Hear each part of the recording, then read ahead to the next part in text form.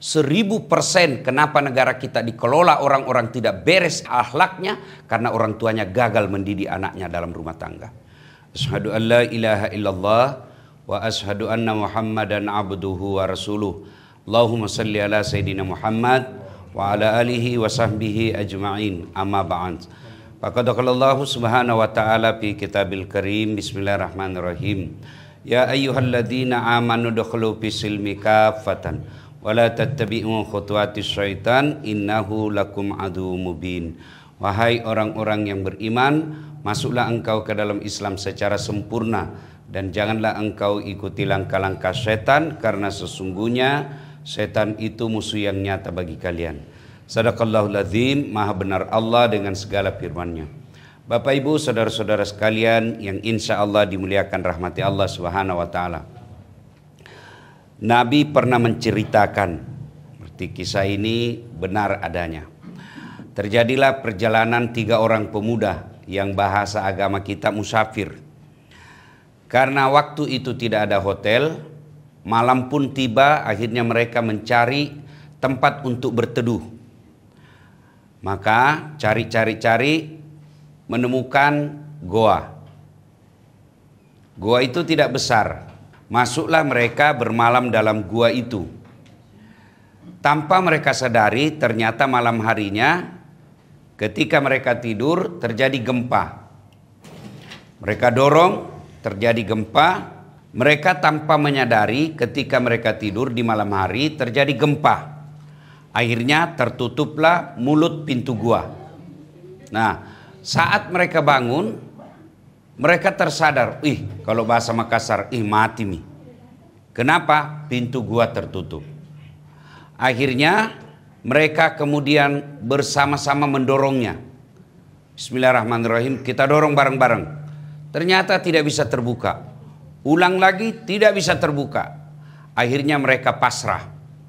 Lalu mereka minta, di antara mereka selalu paling senior, ayo kita doa. Gantian kita doa.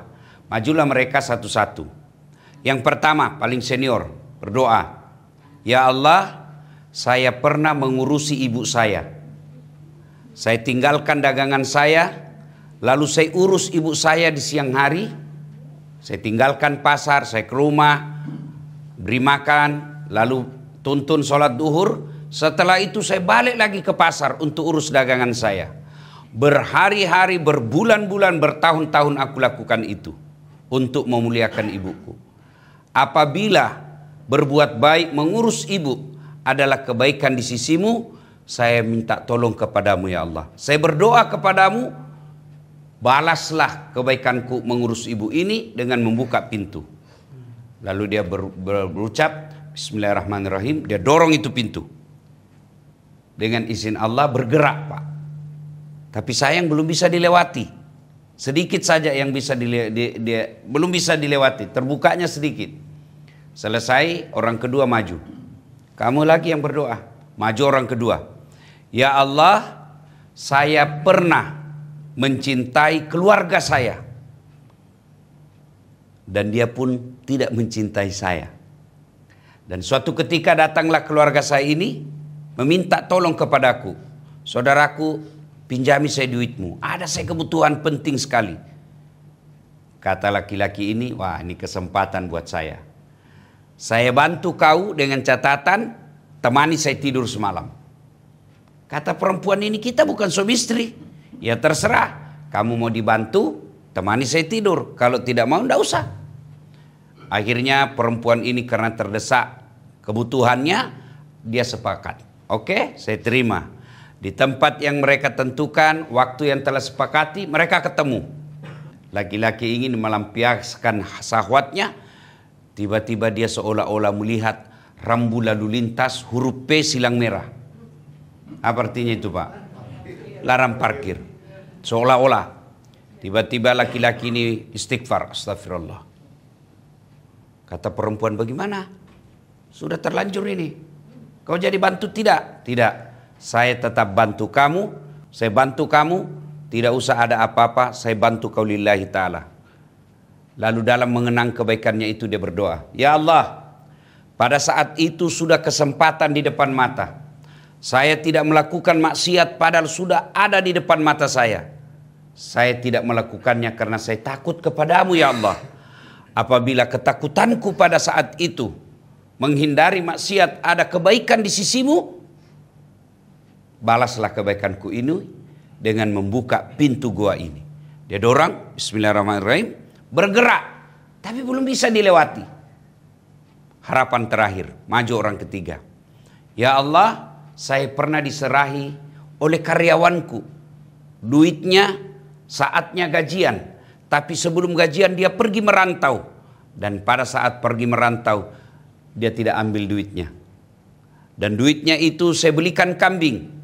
Dan kambing itu saya pelihara dari 1 ekor. Beranak pinak dan pada saat jumlahnya tak terhingga, datanglah pegawaiku itu menagih. Mana uangku yang gajiku saya tidak sempat ambil. Dan berkata tuannya itu yang ada di lapangan. Maksudmu apa? Itu semua kambing ada di lapangan kamu punya itu. Saya pelihara itu gajimu. Saya belikan kambing dan saya urus. Lalu dia ingat kebaikan. Ya Allah, jika memelihara amanah adalah kebaikan di sisimu, dan kebaikan itu pantas kau balas, maka saya minta balas kebaikanku itu dengan mengabulkan doaku. Lalu dia dorong, bismillahirrahmanirrahim, dorong, bergerak, penuh keluar. Buka pintu, terbuka lebar, lalu mereka keluar, setelah keluar sujud syukur, melanjutkan perjalanan. Ini, kisah ini ada dalam kitab Sahih Imam Bukhari. Bapak saudara-saudara sekalian, apa hikmah dari kisah ini? 1, ternyata tidak ada orang tidak punya masalah. Manusia ini hidup dalam gua 2 kali 3 sempit, ada juga masalahnya. Apa masalahnya? Tertutup pintu gua. Kita yang hadir di sini tidak mungkin tidak ada masalahnya. Cuma yang ada beda-beda masalahnya. Ya kan? Kalau saya lihat muka-muka kita ini, muka-muka penuh masalah semua ini Pak. Iya kan? Ya, semua punya masalah Pak. Tidak ada orang tidak punya masalah. Apalah manusia kita seperti ini yang masih cinta dunia, masih bergelut dengan dosa. Kurang apa mulianya Rasulullah Muhammad sallallahu alaihi wasallam yang sampai Nabi katakan, Allah dalam hadits qudsi katakan, andai saja bukan karena kau Muhammad, saya tidak ciptakan dunia dan isinya. Dipersembahkan ini dunia dan isinya untuk Rasulullah Muhammad SAW. Apa tidak ada masalahnya Pak?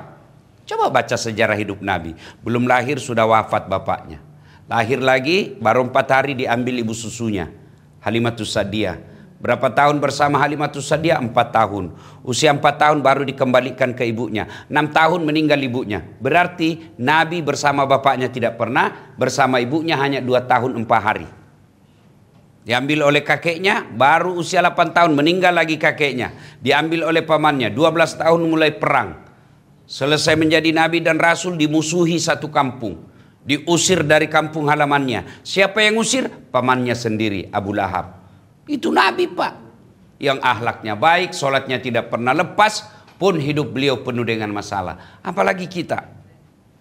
Semua orang punya masalah. Nah, ketika ada masalah, Bu-ibu, kita belajar dari kisah ini, ketika ada masalah, apa yang dilakukan? Doa, hikmah kedua. Ada masalah, doa. Alhamdulillah, anak-anak kita sekarang penuh dengan masalah hidupnya, mereka pun rajin berdoa. Hampir tiap jam mereka berdoa.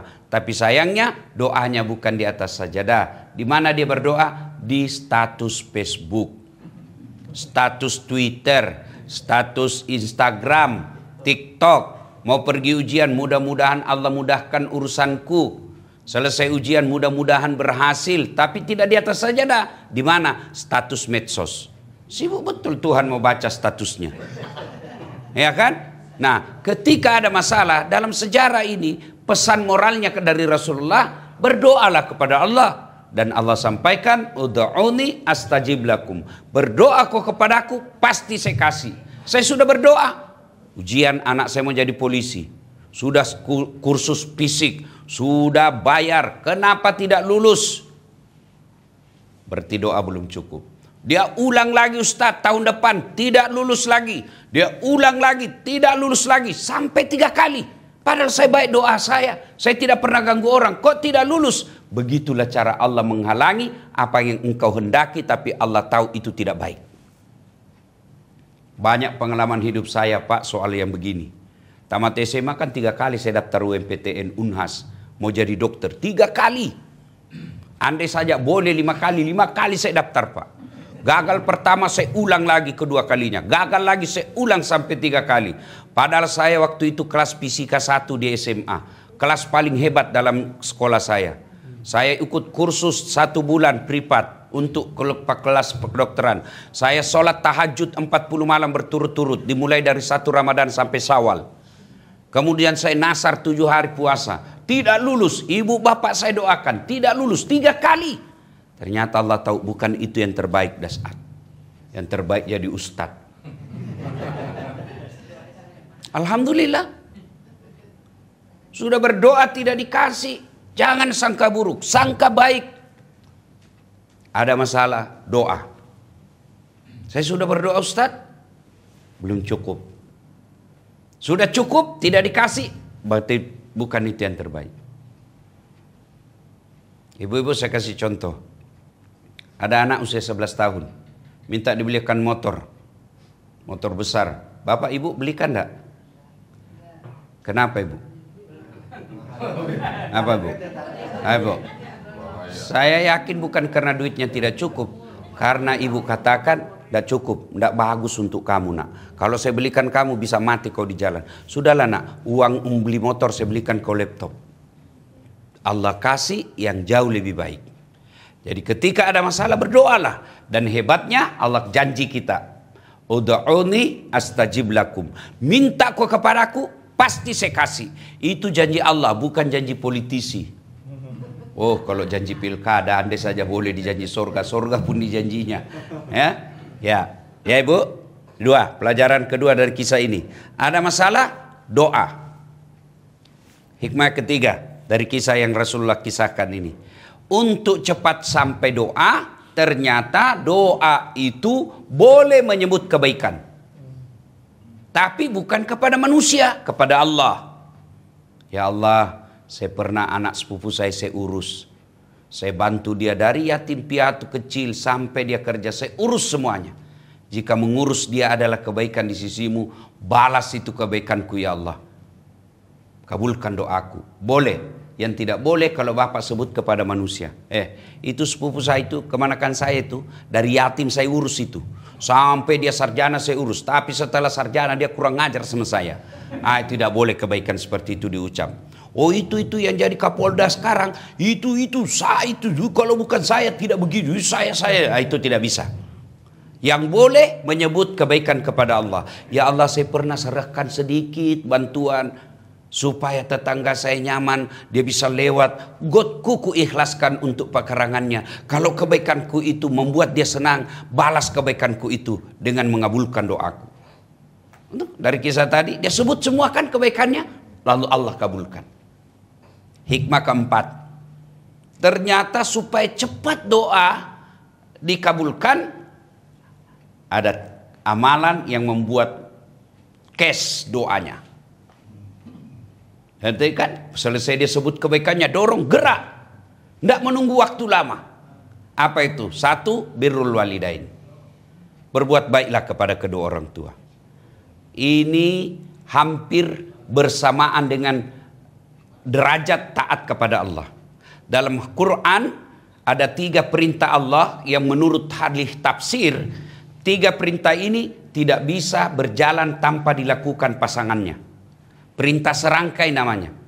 Kalau dilakukan yang satu, rangkaiannya harus mutlak dilakukan. Apa itu? Yang pertama, atiullah wa atiur rasul. Selalu digandengkan itu. Taat kepada Allah tidak diterima kalau mengkhianati Rasul. Taat kepada Rasul, tidak taat kepada Allah pun akan ditolak. Yang kedua, aqimis shalah wa atus zakat. Dirikan solat, tunaikan zakat. Orang bayar zakat tidak mendirikan solat, zakatnya tertolak. Mendirikan solat padahal dia mampu mengeluarkan zakat dan dia tidak keluarkan, salatnya pun akan tertolak. Yang ketiga, ini yang berkaitan dengan bahasan kita, yaitu birrul walidain. Aniskurli wali walidaika. Bersyukur kau kepada aku, kata Allah, dan bersyukur pula lah engkau kepada kedua orang tuamu. Sederajat ini perintah. Kalau kau syukur kepada Allah, taati orang tuamu. Itulah sebabnya ridallah fi ridal walidain, suktillah fi suktil walidain.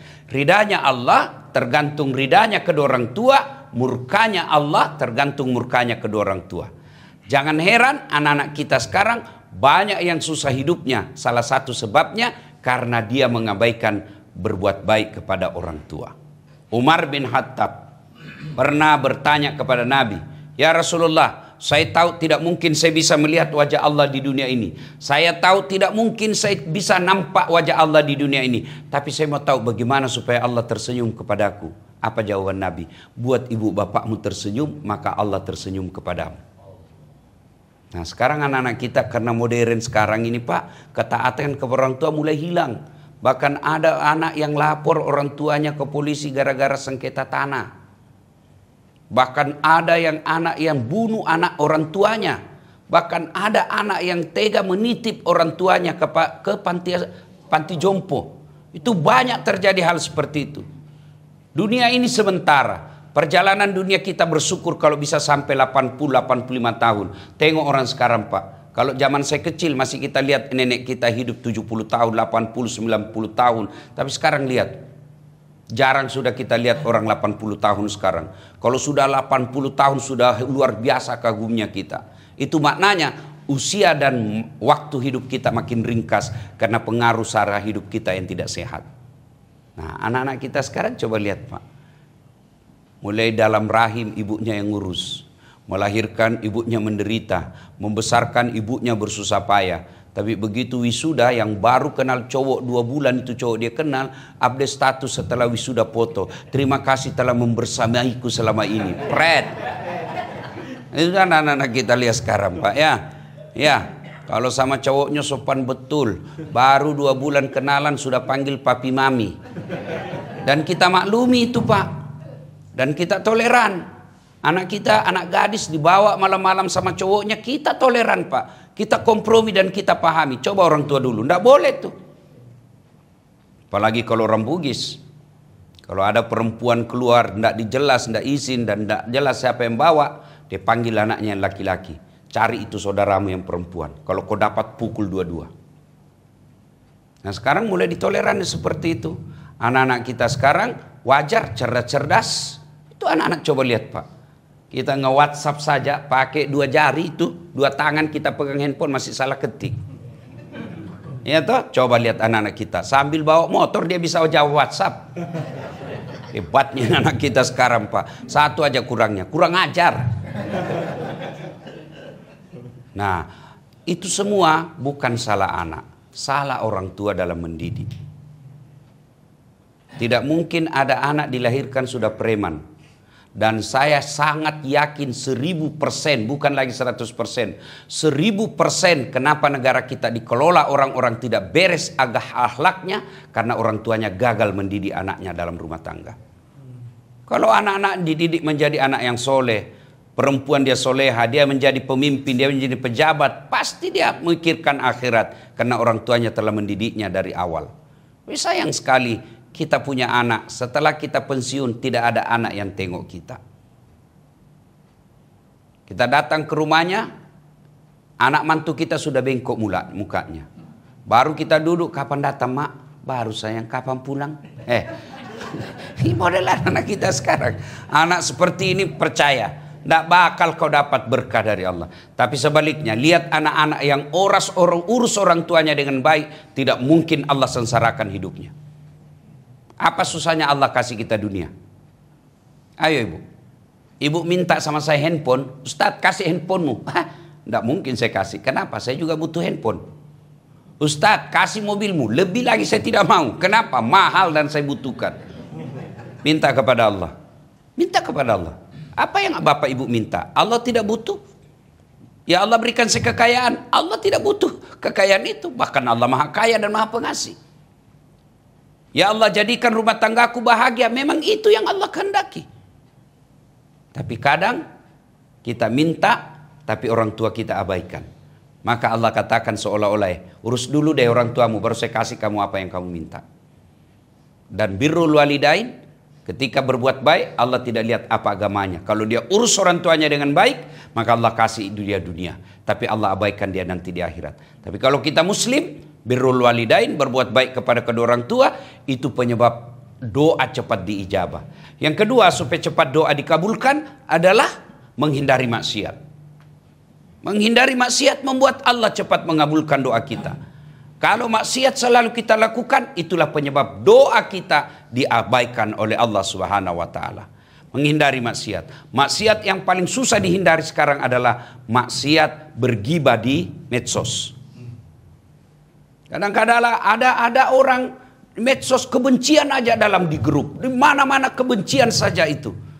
Ingat, apa yang kita ketik, apa yang kita sebarkan, demi Allah, semua pasti dipertanggungjawabkan. Jangankan yang begitu gibah, jangankan yang begitu cerita kejelekan, jangankan kedengkian. Itu dalam hadis kan, kita ambil saja daun tanpa ada, itu nanti akan ditanya, kenapa kau cabut itu daun? Apa gunanya? Itulah sebabnya ketika kita berikhram, tidak boleh kita ada daun kita lewati, tidak boleh. Kita kena dam namanya, denda. Menghindari maksiat, apalagi maksiat yang banyak. Inilah kelemahan kita laki-laki. Maksiat mata. Aduh saya Pak, ini habis mata saya kalau pergi jogging Pak. Di depan dada, kanan, ketek, sebelah kiri, pantat, semua kita lihat Pak. Kata mahasiswa saya, kenapa kau lihat Ustaz? Barang bagus. Ya. Nah, yang ketiga, cepat doa kita diijabah oleh Allah Subhanahu wa taala, melaksanakan amanah. Melaksanakan amanah. Tidak usahlah kita amanah kepada Pak Lurah, Pak RT, Pak Camat. Amanah dalam rumah tangga saja. Apa amanah kita? Istri adalah amanah. Kalau istri kita tidak mampu kita didik, maka nanti akan kita tanggung jawab. Itulah enaknya perempuan Bu. Dia tidak bertanggung jawab terhadap suaminya. Mau suaminya tukang judi, mau suaminya tidak sholat, pemabuk, narkoba, istrinya soleha, istrinya masuk surga, suaminya akan diabaikan. Beda kita laki-laki Pak. Kalau kita laki-laki, meskipun kita soleh berjamaah di masjid Senin Kamis, tapi istri kita tidak pakai jilbab, anak-anak kita berantakan, dicari nanti tuh mana bapaknya ini. Nah, itu enak perempuan. Kalau perempuan kata Nabi, sebelum dia disidang amal-amalnya, 4 laki-laki yang melindunginya. 1 bapaknya, 2 suaminya, 3 saudara laki-lakinya, 4 anak laki-lakinya. Kalau kita laki-laki tidak ada. Kalau ada perempuan sesat, ditanya dulu mana suaminya ini. Sebelum dia balik, masa sama bapaknya baik, sholat. Kenapa setelah menikah sama kamu, ini istrimu malah makin tidak beres agamanya. Berarti gagal mendidik. Nah, ya Bapak, saudara-saudara sekalian, menunaikan amanah. Amanah rumah tangga. Rumah tangga kita adalah amanah. Itu sebabnya ar-rijalu qawwamuna 'alan nisa. Laki adalah pemimpin bagi perempuan. Bapak sebagai kepala rumah tangga diminta semua tanggung jawabnya, termasuk tanggung jawab amanah kepada tubuh ini. Tubuh ini adalah amanah dari Allah. Maka kita kalau berdoa kan kita sebut doa, ya Allah berikanlah saya sehat wal afiat. Sehat beda dengan afiat. Bapak punya kaki melangkah, tidak lumpuh, bisa berjalan, namanya sehat. Tapi dipakai berjamaah ke masjid seperti ini, afiat. Mata bisa melihat, sehat. Tapi dipakai ngaji, afiat. Istilah Prof. Quraisy Shihab, afiat itu adalah sehat plus. Ya, alhamdulillah kita sini, orang masih tidur, kita sudah selesai jamaah. Orang masih tidur, kita dengar dakwah. Itu adalah amanah yang kita tunaikan. Amanah tubuh ini kita gunakan untuk mendekatkan diri kepada Allah Subhanahu wa taala. Orang syukur-syukur kalau dia sholat subuh meskipun terlambat, malah banyak yang tidak sholat. Ada orang dikasih kaki tidak pernah langkahkan kepada kebaikan, tapi semua digunakan langkah untuk kemaksiat. Ada orang dikasih ilmu tapi ilmunya untuk menipu rakyat. Itu semua akan diminta tanggung jawabnya. Maka ada doa yang diajarkan oleh Nabi soal ilmu itu, soal amanah ini. Ada kan doanya yang minta kepada Allah 4. A'udzubillahi minasyaitonirrajim, kata Nabi berlindung kepada Allah, ya Allah, lindungilah kami min ilmin la yanfa. Ya Allah, lindungilah kami dari ilmu yang tidak bermanfaat. Kemudian kita minta lagi dari hati yang tidak bisa khusyuk. Kenapa hati tidak bisa khusyuk ini kita minta? Karena kalau hati kita sakit, maka sakitlah seluruh tubuh kita. Mau saya kasih contoh, Bapak Ibu dari Jakarta ke Bandung, pakai mobil, yang nyetir apa? Tangan. Gas rem apa? Kaki. Yang berpikir sepanjang jalan apa? Otak. Tapi begitu ada tikungan, apa tertulis? Hati-hati. Tidak ditulis otak-otak. Padahal otak yang berpikir kan. Itu menunjukkan bahwa hati ini memang pengendali. Menulis pengumuman, tangan. Melihat salah ketik, mata. Berpikir tentang kebaikan apa diksinya, otak. Tapi begitu ada pengumuman, apa disampaikan announcer? Perhatian, perhatian. Tidak ada perotakan. Ya kan? Maka ini kolbu. Maka kita minta, lindungilah hati kami dari yang tidak bisa khusyuk. Nah, ibu bapak saudara-saudara sekalian, pada akhirnya mari ketika ada masalah perbanyak berdoa. Minta pertolongan kepada Allah. Bangsa kita, negara kita, pemerintah kita akui belum bisa melayani kita dengan sebaik-baiknya. Tapi bukanlah dengan membakar. Bukanlah dengan meneriaki orang, bukanlah dengan menghina orang, tapi minta pertolongan kepada Allah Subhanahu wa taala. Dalam sholat jamaah pun kita sebagai umat Islam diajarkan bagaimana berdemokrasi. Tidak boleh sembarang jadi imam, tapi jadi makmum siapa saja boleh. Untuk menjadi pemimpin tidak boleh orang sembarang. Jangan kau pilih karena dia populer. Jangan kau pilih karena dia kasih kau duit. Jangan kau pilih karena sekeluarga, tapi pilihlah orang yang bisa membuatmu menjadi lurus. Itulah Pak Imam. Dan di bawah imam, di belakang imam ada disebut muballaga. Apa itu muballaga? Berasal dari kata muballik. Apa itu muballik?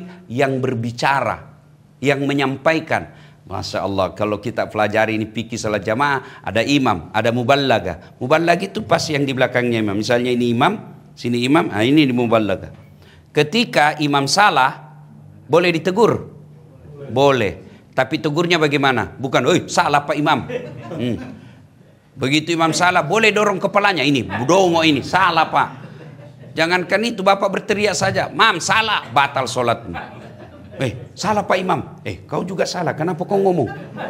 Kau batal suaramu, kau bicara. Dia kata yang keempat, "Untung saya tidak bicara." Nah, batal semua Pak. Itulah sebabnya dalam kehidupan kalau kita berjamaah, ini yang harus ngomong.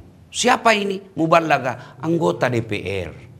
Maka ketika imam salah seperti yang baru-baru terjadi, wali kota, gubernur, presiden salah bukan dengan melempar, salah ditegur. Siapa tegur? Anggota DPR. Bicara dong anggota DPR, jangan diam.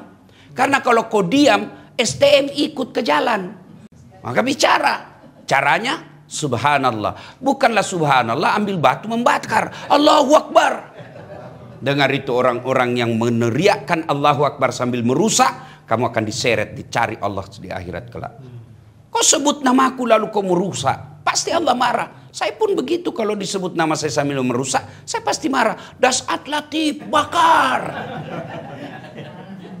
Nah, ibu bapak saudara-saudara sekalian, ketika carut marut seperti ini, perekonomian susah, Nabi juga susah dalam hidupnya. Nabi pernah kelaparan 3 hari 3 malam, Hasan Hussein pusat.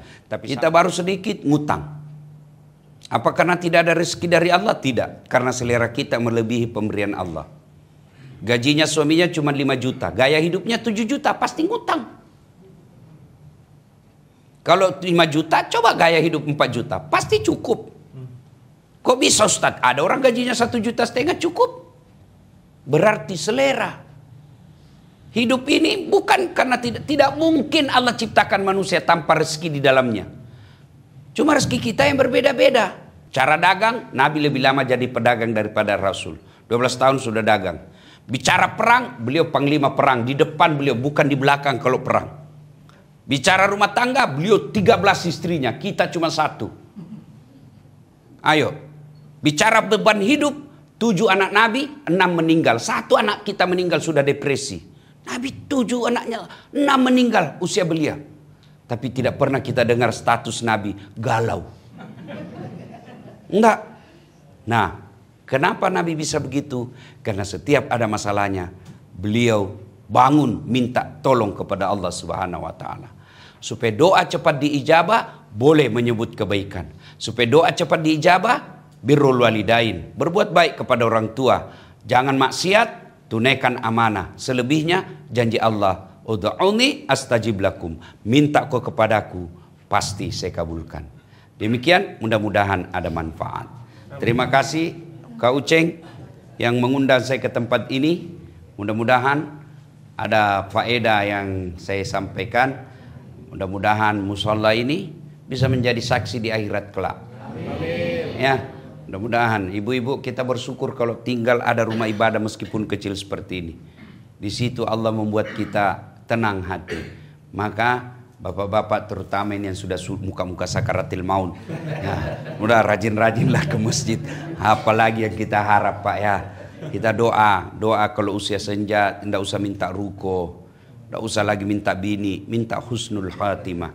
Wafatkan kita dalam keadaan membawa iman. Demikian, mudah-mudahan ada manfaat. Sebelum saya akhiri, saya dengar kabar ada mau memperbaiki pintu. Anda tahu, saya bukan kaya tapi saya akan sumbang 5 juta untuk saya dengar ada perbaikan ya, dikasih tahu Kak Uceng mau diperbaiki. Saya panggil Kak Uceng bukan Pak Husain Abdullah. Sebab beliau yang ngajar saya dulu demo. Saya alumni 98 Pak. Saya ikut-ikut demo. Karena beliau wartawan senior Pak di RCTI. Dulu kalau kita di Sulawesi Selatan tidak ada penonton RCTI yang tidak kenal beliau. Saya Husain Abdullah melaporkan dari Sulawesi Selatan. RCTI oke. Ya, mudah-mudahan kebaikan-kebaikan kita ada manfaat. Allah melindungi kita dari doa-doa yang tidak diijabah. Demikian usiakum wa nafsi bitaqwallah fastabiqul khairat. Assalamualaikum warahmatullahi wabarakatuh.